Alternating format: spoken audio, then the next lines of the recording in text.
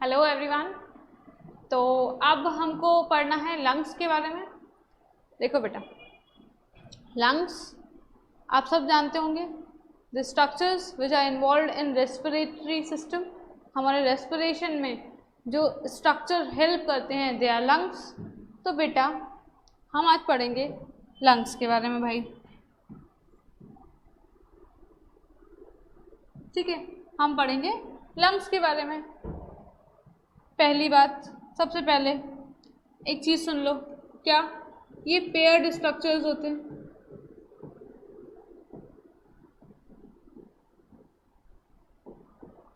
ठीक है बच्चों, पेयर्ड स्ट्रक्चर होते हैं। इनका स्ट्रक्चर अगर आप देखोगे तो ये क्या है,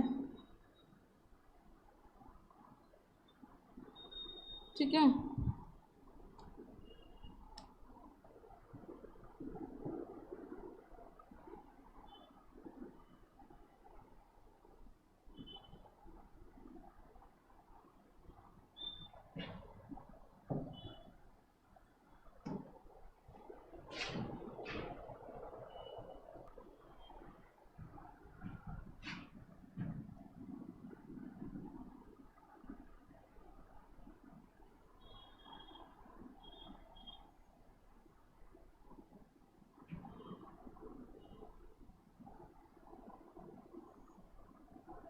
ठीक है, कुछ इस शेप का होता है।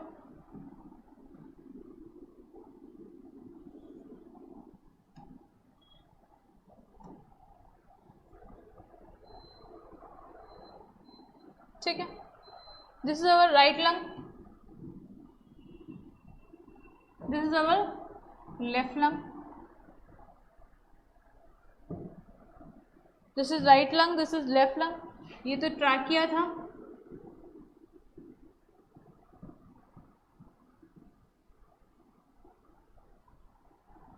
ठीक है। इसके बाद इस पॉइंट को हम हाइलस बोलते हैं। ये नॉच है, हम कार्डियक नॉच बोलते हैं।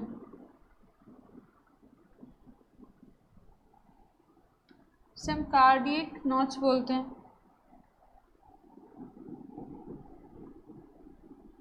आ रहा है समझ? तो this was the structure of lung. अब बच्चों, लंग पहली बात पेयर्ड स्ट्रक्चर है।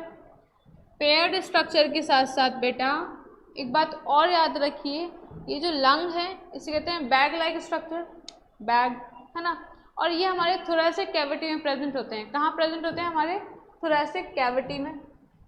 एक डायफ्राम भी बना लो यहाँ।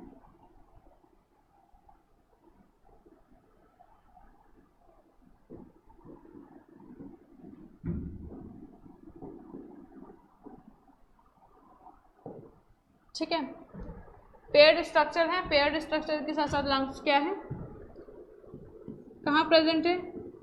थोरेसिक कैविटी में लंग प्रेजेंट होते हैं, थोरेसिक कैविटी में। ठीक है बेटा, अब लंग की पोजीशन तो थोरेसिक कैविटी में है। अब यही लंग्स क्या हैं, अगर ये इमेजिन करो दिस इज लंग और या फिर दिस इज लंग, ठीक है। तो डॉर्सल पार्ट दिस, ठीक है। डॉर्सली लंग कवर्ड करते हैं किससे?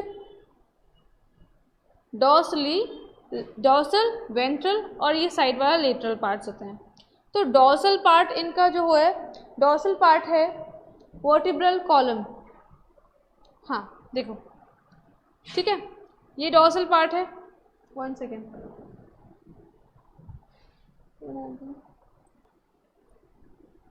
ठीक है। This is lung, this structure of lung. तो भाई ये डॉर्सल पार्ट है, ये वाला पार्ट, ठीक है। तो डॉर्सली जो लंग्स हैं they are covered by vertebral column. हमारे वर्टिब्रल कॉलम जो है उससे डॉर्सली वो कवर्ड करते हैं, ठीक है, डॉर्सली। अब वेंट्रल वाला पोर्शन देखोगे, वेंट्रल वाला, this is dorsal, this is ventral. Ventrally वो स्टर्नम से कवर्ड करता है। तो लिख लो lung dorsally covered by vertebral column,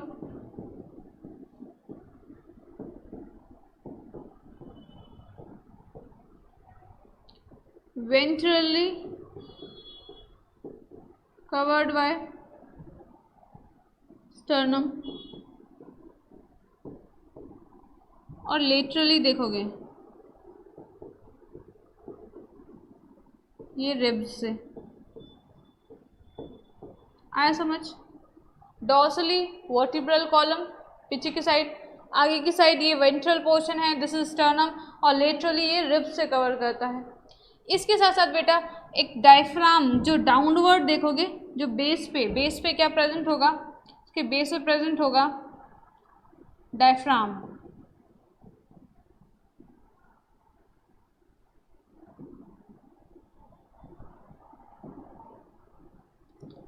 base पे प्रेजेंट होगा डायफ्राम। ठीक है बच्चों, ये स्ट्रक्चर है हमारे लंग्स का।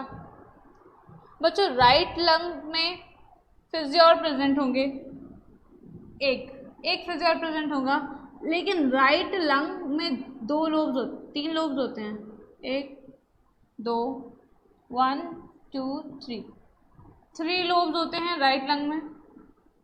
और बच्चों लेफ्ट लंग में 2 लोब्स होते हैं, 1 2। क्लियर? राइट लोब में 3 लोब्स होते हैं और लेफ्ट लंग में 2 लोब्स होते हैं, इतना याद रहेगा। तो यही सब था लंग के बारे में कि लंग्स थोरेसिक कैविटी में होते हैं, पेयर्ड स्ट्रक्चर हैं।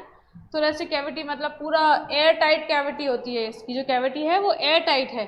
Lungs dorsally vertebral column present होंगे, वेंट्रली स्टर्नम, लेटरली रिब्स, और बेस पे डायफ्राम प्रेजेंट होगा।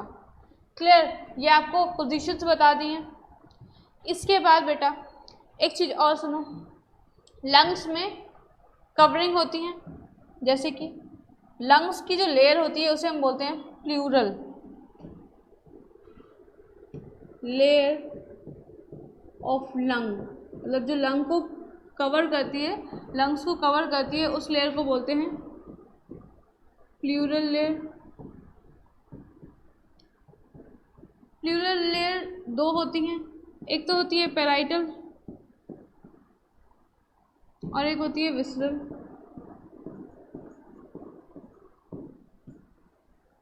एक तो पैराइटल, एक विसरल। पैराइटल वाली आउटर वाली होती है पैराइटल, और इनर वाली होती है विसरल। ठीक है, अब आउटर पैराइटल, इनर विसरल, इनके बीच में एक कैविटी होती है जिसे हम बोलते हैं प्लूरल कैविटी।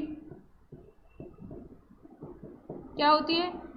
प्लूरल कैविटी होती है, और इस कैविटी के अंदर क्या फ्लूइड भरा होता है, जिसे हम बोलते हैं प्लूरल फ्लूइड। क्या होता है? प्लूरल फ्लूइड भरा होता है।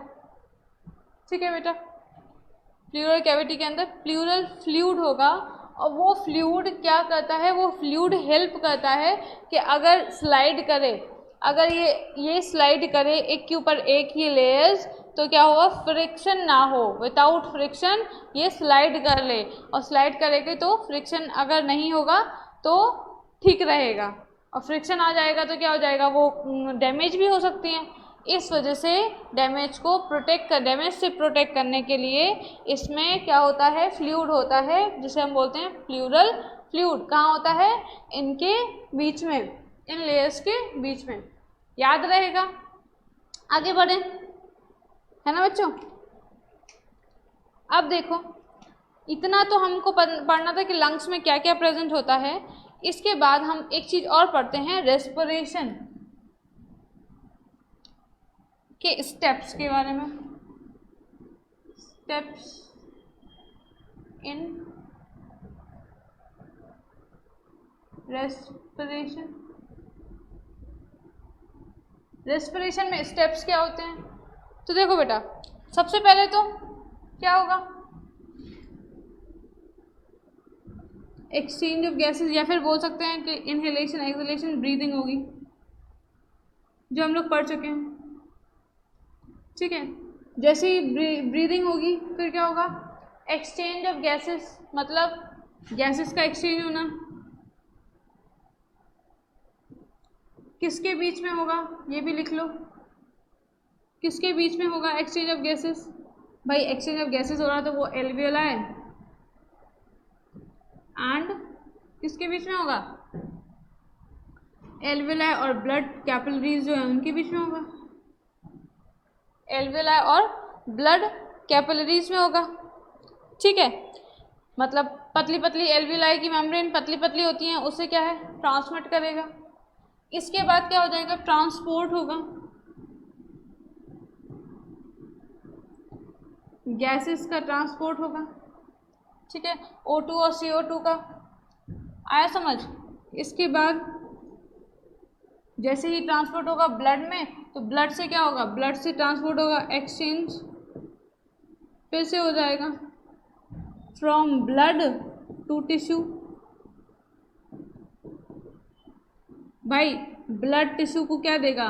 O2, वहाँ से क्या लेगा? CO2। एल्वियोलाई ब्लड को क्या देगा? O2, क्या लेगा? CO2। यही सब होगा, गैसेस का ट्रांसपोर्ट हो गया, ठीक है। ये चीज़ें हो गई, ट्रांसपोर्ट मतलब एक्सचेंज इसी में आ जाएगा। फिर एक चीज़ और होगी जिसका नाम क्या है? यूटिलाइजेशन। अब जो ऑक्सीजन आ गया है उसका यूटिलाइजेशन होगा। यूटिलाइजेशन क्या क्यों होता है? C6H12O6 का ब्रेक डाउन करने के लिए, मतलब ग्लूकोज का ब्रेक डाउन करने के लिए ऑक्सीजन की ज़रूरत पड़ती है। जब ऑक्सीजन की ज़रूरत पड़ेगी ग्लूकोज का ब्रेक डाउन करने के लिए, तो क्या होगा भाई? वाटर निकलेगा, कार्बन डाइऑक्साइड निकलेगा, और उसके साथ ATP निकल आएंगे। ATP एनर्जी करेंसी निकल आएगा, और एनर्जी को हम वाइटल एक्टिविटीज़ में यूज़ कर लेंगे। ये था हमारा रेस्पिरेशन का नीड, रेस्पिरेशन के स्टेप। भाई क्या हुआ? हमने इनहेल किया, एक्सहेल किया। जैसे ही इनहेल किया तो क्या है? एल्वियोलाई तक जाती है ना, हम लोगों ने पढ़ा था ना, एल्वियोलाई तक बैक लाइक स्ट्रक्चर तक जा रही है। अब एल्वियोलाई के सरफेस पे क्या होते हैं? सरफेस पे ब्लड कैपिलरीज प्रेजेंट हैं, और वो ब्लड कैपिलरी से क्या हो रहा है? एक्सचेंज हो रहा है कि भाई मैं तुम्हें O2 दे रहा हूँ, CO2 वापस दो मुझे। तो O2 जैसे ही एल्वियोलाई ने कैपिलरीज को दिया, कैपिलरीज कहाँ लेके जाएंगी? ब्लड के सेल्स तक लेके जाएंगी। मतलब टिश्यू जो है ना, सेल से ही तो टिश्यू बनता है, group of cell will make tissue. तो भाई टिश्यू तक जाएगा, टिश्यू तक पहुँचे तो टिश्यू में क्या हुआ? टिश्यू में O2 दिया, ऑक्सीजन दिया। अब टिश्यू के पास क्या है? ग्लूकोज आ रहे हैं, है ना, ग्लूकोज तो आ रहा है। अब ग्लूकोज को क्या है? ब्रेक डाउन करोगे, ग्लूकोज को ब्रेक डाउन करोगे तो एनर्जी मिलेगी, और एनर्जी हम अपने काम में यूज़ कर लेंगे। यही प्रोसेस थी, इसके अलावा कुछ भी नहीं है बेटा। कितना सिंपल है, सिंपलेस्ट फॉर्म है, याद रखना इसको। इसके बाद हमको पढ़ना है मैकेनिज्म, रेस्पिरेशन का मैकेनिज्म कैसे होता है, ठीक है। चलो।